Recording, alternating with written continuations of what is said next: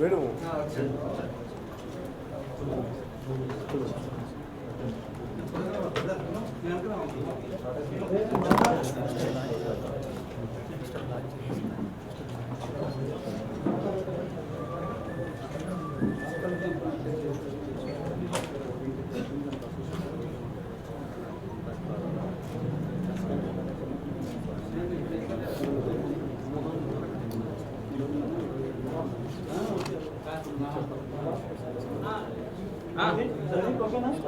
చెప్పనా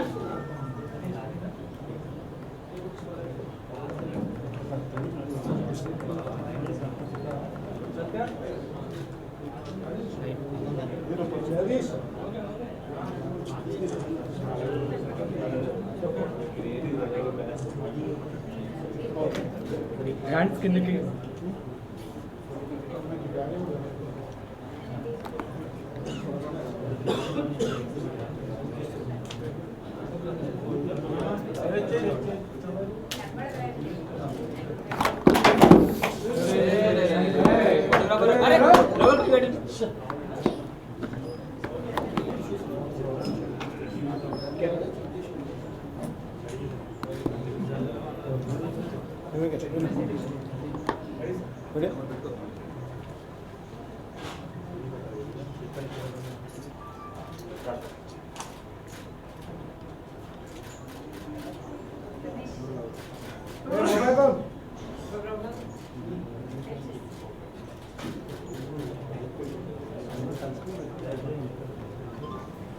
అందరికీ నా హృదయపూర్వక నమస్కారం.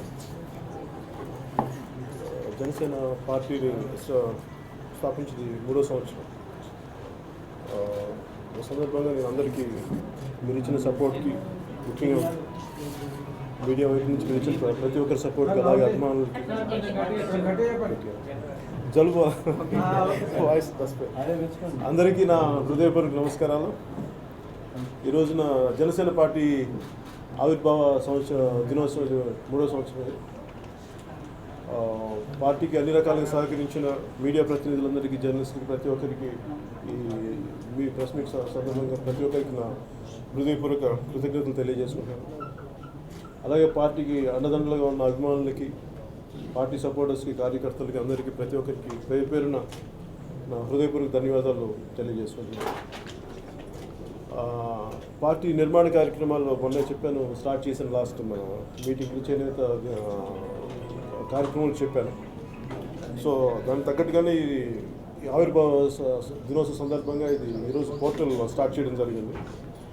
దీని ముఖ్య ఉద్దేశం ఏంటంటే, పార్టీ ఈ పాలసీస్ చేయబోయే ముందు మా థింక్ ట్యాంక్ ఉన్న ఇంటలెక్చువల్ గ్రూప్తో పాటు పబ్లిక్ నుంచి పార్టిసిపేషన్ కావాలని మాకు బలమైన సంకేతాలు రావటం వల్ల దీనిని ఒక ఆల్మోస్ట్ యాజ్ ఆన్ టుడే ఈరోజు మేము ఒక ప్రస్తుతానికి ఒక 32 ఇష్యూస్ లాంటివి ఐడెంటిఫై చేసాం.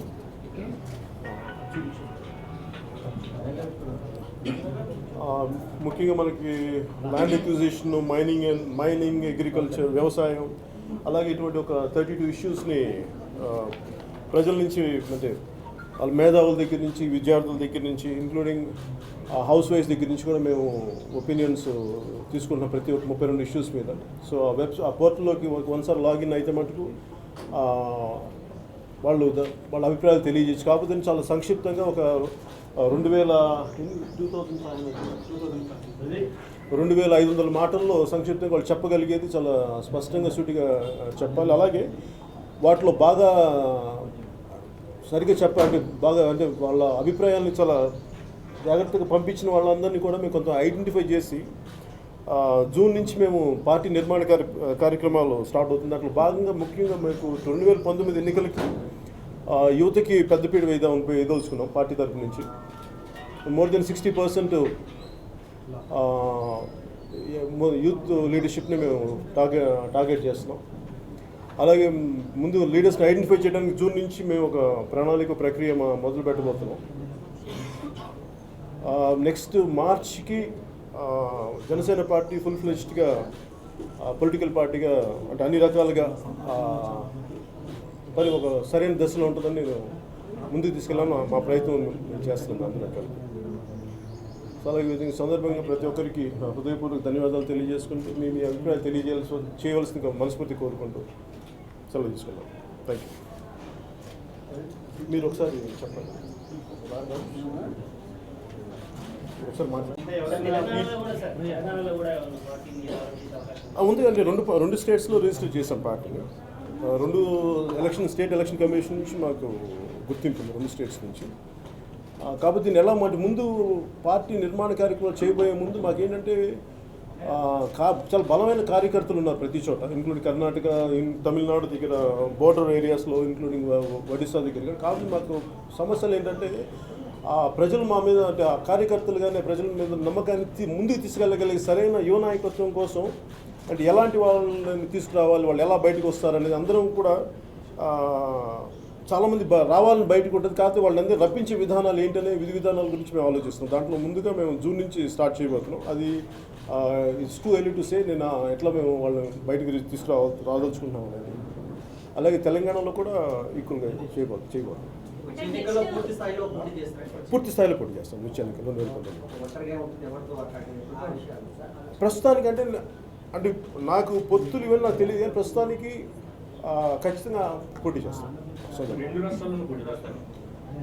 రాష్ట్రాలు.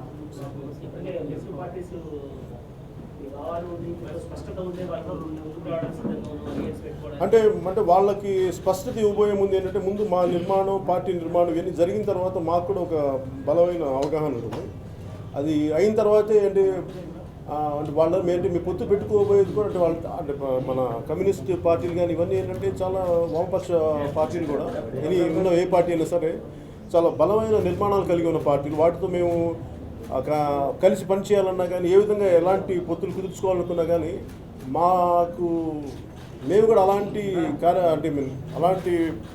పార్టీ నిర్మాణం జరగకుండా చేయడం సరైనది కాదు. లాస్ట్ 2014 చేసామంటే అది ఒక ప్రత్యేక పరిస్థితుల్లో చేసాం, కానీ 2019కి అదే పరిస్థితులు లేవు. కాబట్టి మేము పార్టీ నిర్మాణం కంప్లీట్ చేసిన తర్వాతే చేయదలుచుకున్నాం. అది మా పార్టీ నిర్మాణం అయిన తర్వాతే ఎలా పొత్తులు పెట్టుకుంటాం, లేదంటే అవసరం ఉందా లేదా వీటిని ఎన్నికలు అట్లాగా అంటే ముందు అట్లా అనుకోలేదండి. అంటే మెయిన్గా ఏంటంటే ఒక ఆల్టర్నేట్, అంటే ఒక పొలిటికల్ థాట్ ఉండాలి అనేది మా అందరి ఉద్దేశం. అది పవర్లో తీసుకొస్తారా అనికంటే కూడా మాకు ప్రజల సమస్యల్ని ఎంత బలంగా ముందుకు తీసుకెళ్ళగలం అనే ముఖ్య ఉద్దేశం యాక్చువల్ స్థాపించినప్పుడు. ఎందుకంటే 2014లో మేము మార్చి 14 మేము ఆ రోజు చెప్పినప్పుడు కూడా రాష్ట్ర విభజనని అందరూ ఎవరెవరి పార్టీ కోణాల్లో ఆలోచించారు, కానీ ఒక హోలిస్టిక్ దృష్టితో ఎవరు మాట్లాడలేదు. మేము వచ్చింది కూడా అదే ఉద్దేశంతో మేము స్టార్ట్ చేసాం పార్టీ. ఎవరు కూడా అందరూ సామాన్య జనం బాధపడేది, వాళ్ళ ఆలోచన విధానాన్ని ఎవరు ప్రతిబింబించట్లేదు అని చెప్పి ఆ ఉద్దేశంతో మేము దాన్ని ఎగ్జాక్ట్ మేము రిఫ్లెక్ట్ చేస్తూ మాట్లాడాం ఆ రోజు కూడా 2014 కూడా. సో ఇది మోర్ దెన్ పవర్ బేస్డ్. వీటన్నిటికంటే కూడా ముందు ప్రజల సమస్యల్ని ముందుకు ఎలా తీసుకెళ్ళాలి, ఎలా పరిష్కారం మార్గాలు వెతకాలనే ముఖ్య ఉద్దేశం. పవర్ వచ్చినా రాకపోయినా పార్టీ అనేది ప్రజల కోసం ఉంటుంది.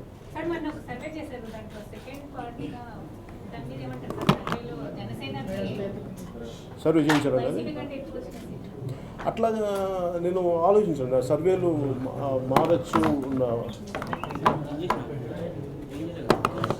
సర్వేలు మారచ్చు ఇవన్నీ ఉండొచ్చు, కానీ నేను సర్వేల మీద ఆధారపడి కూడా, అంటే ఒకరోజు పాజిటివ్గా రావచ్చు, ఇంకోరోజు నెగిటివ్ రావచ్చు, కానీ మేము ఒక ఖచ్చితమైన ఒక ఆలోచన విధానంతో పార్టీ స్థాపించడం జరిగింది. ఇది అంటే పాజిటివ్ ఉంటే బాగానే ఉంటుంది, సంతోషమే, కానీ బట్ అదే మాకు కొలమానం కాదు. ఇంకా వీఆర్ టేకింగ్ ఐడియాలజీ ఫార్వర్డ్.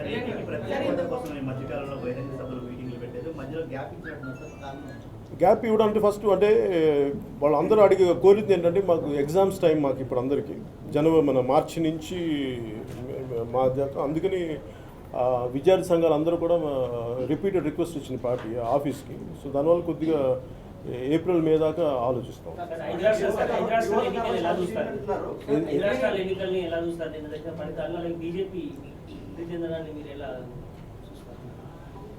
అది ఒకటి ఆ పార్టీల తాలూకు వైఫల్యం కూడా ఉంటుంది, గవర్నమెంట్ల తాలూకు అప్పుడు వాళ్ళ ప్రభుత్వాల్లో అంటే పవర్లో ఉన్న ప్రభుత్వాల తాలూకు వైఫల్యం కూడా ఉంటుంది. అలాగే మేబీ ఉత్తరప్రదేశ్ చూస్తే వాళ్ళకి వితిన్ వాళ్ళ కుటుంబ కలహాలు ఇవన్నీ కూడా చాలా రిపీటెడ్ ఉన్నాయని చెప్పి నాకు లాస్ట్ టైం ఆయన యుఎస్తో ఆయన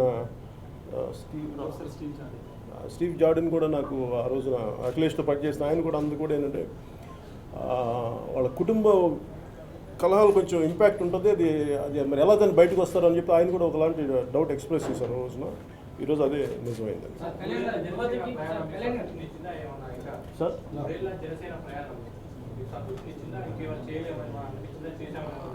సంతృప్తి వీటన్నిటికంటే కూడా చేసుకుని అంటే మా స్థాయిలో ఎంతవరకు చేసుకుంటే వెళ్ళగలిగామని చేస్తూనే ఉన్నాం. మా పరిమితులు మాకున్నాయి. 100% మేము అనుకున్నది మొత్తం చేయగలిగామంటే ఖచ్చితంగా అంత స్థాయికి రీచ్ అవ్వలేకపోయాం. కాకపోతే ఏంటంటే స్పిరిట్ ఎక్కడ చావలేదు. మేము చేయదలుచుకుని చేస్తూనే ఉన్నాం. కానీ వీ నీడ్ గ్రేటర్ నెట్వర్క్ కావాలి, లాట్ ఆఫ్ పార్టీ నిర్మాణం జరగాలి. దీనివల్ల ఏమవుతుంది, ప్రెసెన్స్ ఎక్కువ ఉంటుంది, ఎక్కువ సమస్యల మీద పోరాటం చేయడానికి శక్తి ఉంటుంది. ప్రస్తుతం శక్తిని సమకూర్చుకుంటాం, అంతవరకు చెప్పలేదు.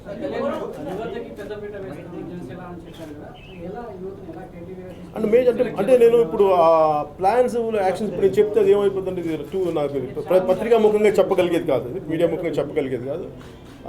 నాకున్న అంటే జనసేనకి అట్రాక్ట్ అవుతుంది చాలా కొత్త తరం యువకుల్లో ఉన్న నాయకత్వ లక్షణాల యువత. సో వాళ్ళందరినీ మాకు ఎలా బయటికి తీసుకురావాలి, వాళ్ళని ఎలా ఇంటరాక్ట్ చేయాలి, వాళ్ళని ఎలా ప్రొజెక్ట్ చేయాలి అనేది మాకు కొంతమంది లెక్చరర్స్, ప్రొఫెసర్స్ కూడా వాళ్ళ సలహాలు తీసుకోవడం జరుగుతుంది.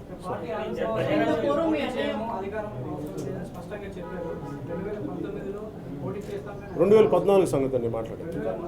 2014లో అంటే నేను అనేది ఏంటంటే ఒక పార్టీ తాలూకు లక్ష్యం ప్రజల సమస్య మీద పోరాటమే కానీ అంతిమ లక్ష్యం అధికారం కాకూడదన్న ఉద్దేశం తప్ప.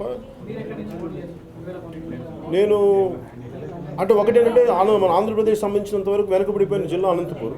నాకు అనంతపూర్ నుంచి ఎందుకంటే రిప్రజెంట్ చేయాలి అనంతపూర్ నుంచి.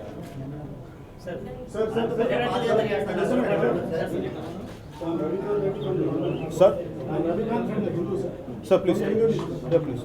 My question is, it's been 3 years since you formed your party. The Congress is almost dead in AP. So is there any possibility of your brother coming out of Congress and working with you? Is there are there any efforts from your side in that direction? లేదు sir, అలాంటి ఆలోచన నాకు లేదు, ఆయనకు కూడా లేదు. So we're two independent people and మా ఆలోచన విధానం ఒక దారిలో వెళ్ళలేదు, ఒకటే దారిలో కలిసి నడవాలి.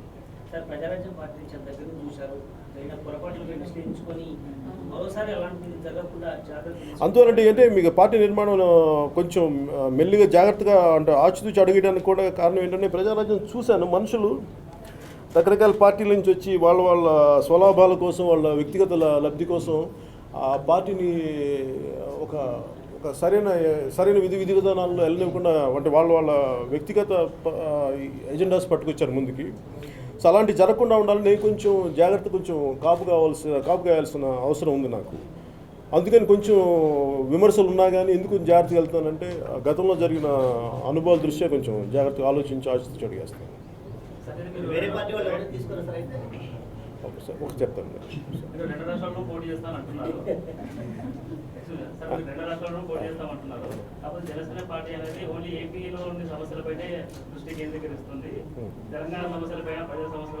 లేదు మొన్న మీకు స్టార్ట్ చేసిన తెలంగాణ నుంచి మాకు మీరు తెలియాల్సి నేను చాలా ఎక్స్టెన్సివ్గా నేను తెలంగాణలో తిరిగాను పిఆర్పి టైంలో. కాకపోతే ఏంటంటే మొన్న లాస్ట్ టైం మరి కార్పొరేషన్ ఎన్నికలకు కూడా నన్ను చాలా రకాల ఒత్తిళ్ళు వచ్చినా కానీ నన్ను పోటీ చేయమని జనసేనకి. నా ఉద్దేశం ఏంటంటే ఒక పార్టీ టీఆర్ఎస్ పార్టీకి చాలా స్పష్టమైన ప్రజలు మెజారిటీ ఇచ్చినప్పుడు ఆ తీర్పుని గౌరవించాల్సిన అవసరం ఉంది. అలాగే నేను వచ్చి మళ్ళీ కార్పొరేషన్ ఎన్నికల్లో పెట్టి నాకు ఎందుకు దాన్ని అలాంటి రసభాస క్రియేట్ చేయడం నాకు ఇష్టం లేదు. అందుకే పరిపూర్ణమైన ఒక పార్టీ ఒక ప్రభుత్వం సంపూర్ణంగా ఉండాలి అంటే డెవలప్మెంట్ కూడా మళ్ళీ కొంచెం అటు ఇటు లేకుండా ఒకరి చేతిలో ఉంటే బాగుంటుందనే ఉద్దేశంతో నేను అసలు అలాంటి థాట్ లెవెల్ డిస్టర్బెన్స్ దేనికని చెప్పి ముందుకెళ్ళలేదు. నేను ఏపీలో చేస్తాను.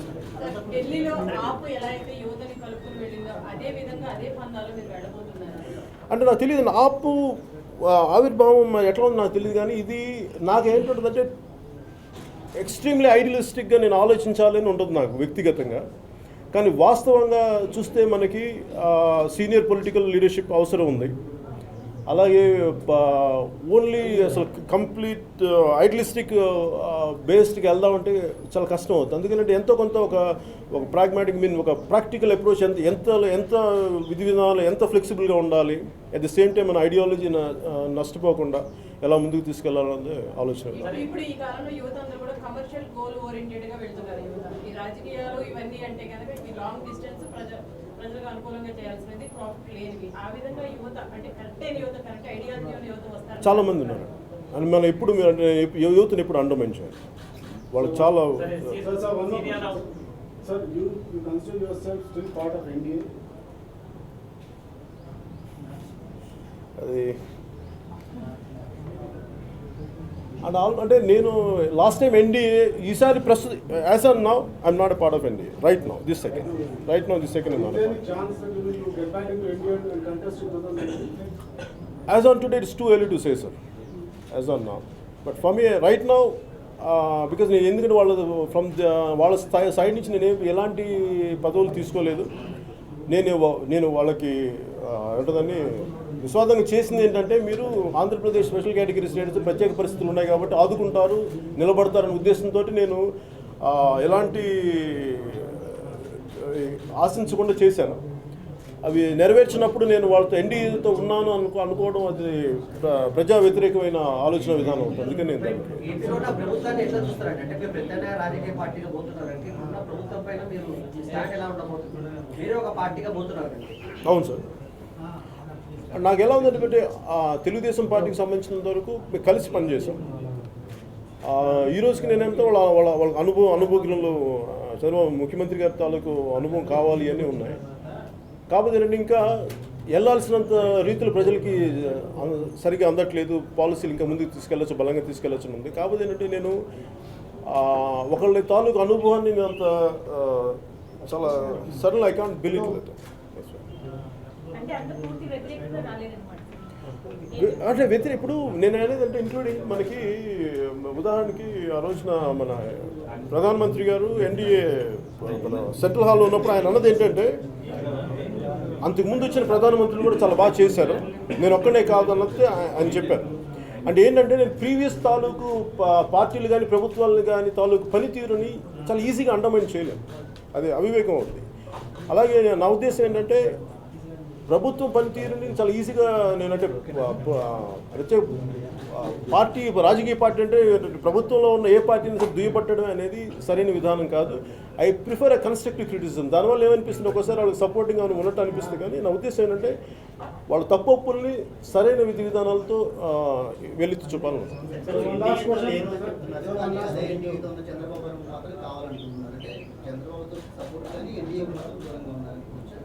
నేను ఎవరికి సపోర్ట్ లేను, ఎవరికి ప్రో ఎవరికి యాంటీ కాదు సార్. ఐఎమ్ ప్రో పీపుల్ అని నేను అట్లా చెప్పట్లేదు. నేను అంటుంది ఏంటంటే వారి విధి అంటే ప్రభుత్వానికి మీరు వ్యతిరేకంగా ఎందుకు మాట్లాడుతుంది, వ్యతిరేకంగా మాట్లాడతాను కానీ నేను సరైన విధి విధానాలతోనే మాట్లాడతాను. వాళ్ళు వేలెత్తి చూపడంలో ఒక సరైన కన్స్ట్రక్టివ్ విమర్శ ఉండాలని నేను కోరుకుంటానని చెప్తాను. కేవలం తప్పటడుగులు వేస్తున్నాడు, కేవలం కొంత పరిపక్వత లేకుండా మాట్లాడుతున్నాడు, ఒక అంశాన్ని తీసుకొని ఒక రోజు మాట్లాడేదాన్ని వదిలేస్తున్నాడు అనేటువంటి ఆరోపణలు తరచుగా వినపడుతున్నాయి. అంటే నా ఉద్దేశం సార్, ఇప్పుడు ఇన్ని పొలిటికల్ పార్టీలు లాస్ట్ ఇన్ని డికేట్స్లో ఎవరు కన్సిస్టెంట్గా ఒక మాట మాట్లాడారు? ఒక సమస్యను తీసుకొని ఇన్ని సంవత్సరాలు ఏ పొలిటికల్ పార్టీ ఉంది? ఒక చిన్న ఇంక్లూడింగ్ భీమరావు బాడా ఇష్యూ జరిగింది లాస్ట్ టైం. ఆ రోజుకి 2 రోజులు మాట్లాడతారు, మళ్ళీ మానేస్తారు. నేను ఏ రోజైనా సరే తక్కువే మాట్లాడతాను కానీ చాలా కన్స్ట్రక్టివ్గా చాలా బలంగా మాట్లాడుతాను దాని మీద. దాన్ని ఎప్పుడు నేను నా స్టాండ్ మార్చుకోలేను. కాకపోతే ఏంటంటే క్రిటిసైజ్ చేయాలి కాబట్టి నేను ఏమంటే పొలిటికల్ బుల్లింగ్ అంటాను, లేదంటే కైండ్ ఆఫ్ పొలిటికల్ ర్యాగింగ్ అంటాను. ఇలాంటి విధి విధానాలు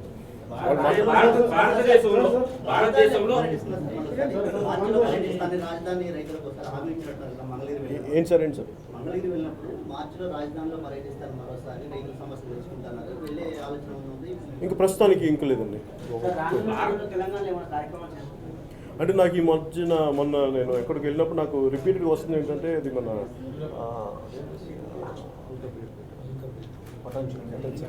సంగారెడ్డి దగ్గర ఉండే నాకు పొల్యూషన్ ఇది మీద నాకు రమ్మని చెప్పి నాకు రిపీటెడ్ రిక్వెస్ట్ ఉన్నాయి. దాన్ని ఒకసారి అటు సైడ్ నేను వెళ్తాను, ఒకసారి వెళ్ళాల్సి వస్తుంది. Sir, one question, sir. You said you are not part of India as of now. Do you feel cheated by the government, Mr. Modi, or? No, sir, I don't feel it's not about getting cheated on something. It's not at a personal level. It is a political party's accountability, sir. No matter whether they are a national party or a state or regional party, I feel they are accountable to people. When the promise was given to people, I believe they should honor it. When they go away from the intended word or promise, I think it is a basic right of any individual, any citizen of this country to raise their voice. భారతదేశంలో 5 సంవత్సరాలకు ఒకసారి ఎన్నికల రూపంలో జరుగుతుందని ముఖ్యమంత్రులే చెబుతున్న ఈ తరుణంలో మీరు డబ్బు ప్రభావం లేని ఎన్నికలు చేయగలరు అండ్ నిజం అంటే అది ఎంతవరకు సాధ్యపడుతుందని కూడా ప్రయత్నం లేకుండా ఎట్లా ఉంటుంది. నేను ఏం మాట్లాడుతానంటే నేను ఒక 20 years బ్యాక్ నేను సినిమాల్లో ఇట్లా వస్తాను లేదా పాలిటిక్స్లో వస్తానని ఒక థాట్లో ప్రూవ్ చేయలేము. నడుస్తా అంటే ఏమంటుందని we have to walk the talk. ఎంత పాసిబిలిటీ ఉంది, దాని రిజల్ట్స్ ఎలా ఉండేదంటే నేను నడవకుండా జరగదు అని నేను ఎప్పుడు అనుకోను. అసలు ముందు నడిచి చూస్తే ఏమేమి జరుగుతుందో చూద్దాం అనుకుంటాను. డబ్బు ప్రభావం లేని రాజకీయాలు చేస్తారు ఎన్నికలు, అవి నాకు ఇష్టం. డబ్బు ప్రభావం లేని రాజకీయాలు ఉండాలి మనస్ఫూర్తి కోరుకుంటాను. అలాగే నేను కదా ఎవరైనా కోరుకుంటారు. కాకపోతే ఏంటంటే ఎవరికైనా డబ్బు వాళ్ళ జేబులో డబ్బులు ఖర్చు పెట్టే ఎవరికి ఇష్టం. సార్, గోవాలో మణిపూర్లో ప్రజలు ఇచ్చిన రిజల్ట్ వేరు అయితే కొనుక్కున్నారు. దీన్ని ఎలా చూస్తారు? మళ్ళీ చెప్పరా? గోవా అండ్ మణిపూర్లో ప్రజలు ఇచ్చిన రిజల్ట్ వేరు, కానీ బీజేపీ డబ్బుతో అధికారం అక్కడ చేపట్టింది. మెజారిటీ తక్కువ ఉన్నప్పటికీ అదే నాకు అర్థం సంకీర్ణ రాజకీయాలు అంటే అంత ప్యూరిటానికల్ పొలిటికల్ అట్మాస్ఫియర్ మన కంట్రీ లేదు. మేబీ 70s తర్వాత అది పోయిందని అది రావాలని కోరుకుందాం.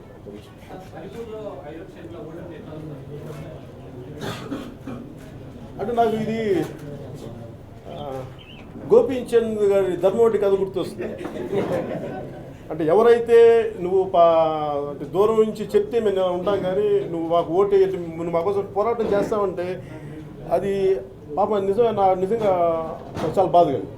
అంటే కనీసం 90 ఓట్లు వచ్చినాయి అనుకుంటున్నాను. చాలా బాధ వేసింది.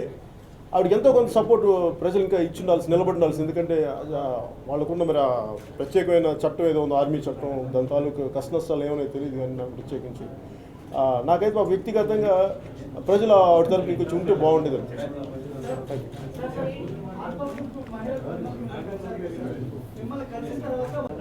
అంటే నాకు ఒక సమస్య సార్, ఇది అది ముందుగా వెనకాలదా నా దృష్టికి వచ్చింది. అది ముందుగా వెనకాలదా నాకు తెలియలేదు. అందువల్ల మన వాళ్ళు చూడమని చెప్పాను.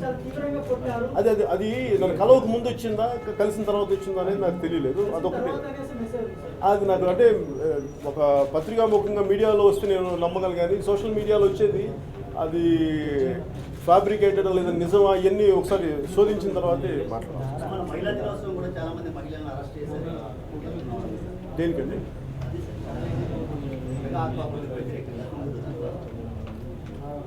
అంటే ఇది ఆక్వా పార్క్ ఇవన్నీ సమస్యలు ఏంటంటే ఆ ఓనర్స్ కూడా చాలా బయటికి రావాల్సి వస్తుంది. మేము వాళ్ళు పొల్యూషన్ లేదని అంటున్నారు వాళ్ళు. మరి ఆ పొల్యూషన్ ఎందుకు రావట్లేదని వాళ్ళు ప్రూవ్ చేసుకోవాల్సిన అవసరం కూడా యాజమాన్యం మీద ఉంది. అలాగే రాష్ట్ర ప్రభుత్వం కూడా ఆ యాజమాన్యం నిజంగా వాళ్ళంత చిత్తశుద్ధితో ఉన్నారా, నిజంగా వాళ్ళు ఆ పొల్యూషన్ క్రియేట్ అవ్వబడతా దానివల్ల అనేది వాళ్ళు ప్రూవ్ చేయాల్సిన అవసరం ఉంది. కానీ నేను ఎందుకు దీని గురించి ఎక్కువ మాట్లాడి, నిజంగా వాళ్ళంత పొల్యూషనే క్రియేట్ చేయనప్పుడు రేపు పొద్దున్న దాన్ని పెద్ద స్థాయి గొడవ చేయడానికి కూడా నేను దాని మీద పోరాటం చేయడం నేను సిద్ధంగానే ఉన్నాను. కాదు నేను ఎందుకంటే నాకు ప్రభుత్వం కానీ ఓనర్స్ కానీ వాళ్ళు ఏమన్నా పొల్యూషన్ రావద్దు, వాళ్ళకి ఇబ్బంది లేదు అంటున్నారు. కానీ నిజంగా వచ్చిన పరిస్థితులే వస్తే మటుకు దాన్ని ఎలా ముందుకు తీసుకెళ్ళాలో నాకు బాధ. Thank you sir.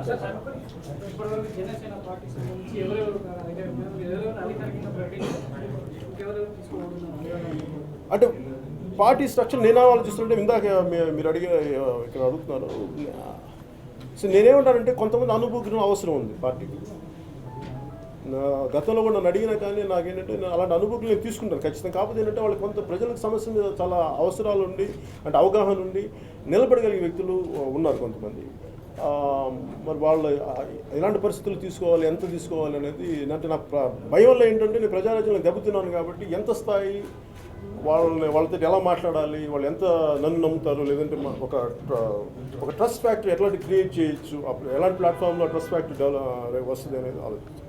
కాంగ్రెస్ లో మాజీలు చాలా మంది ఉన్నారు, వాళ్ళకి అటు టీడీపీ వైసీపీ లేని అలాంటి వాళ్ళకి ఏమన్నా మీరు ఛాన్స్ ఇచ్చే అవకాశం లేదు. అంటే నేను అంత పెద్ద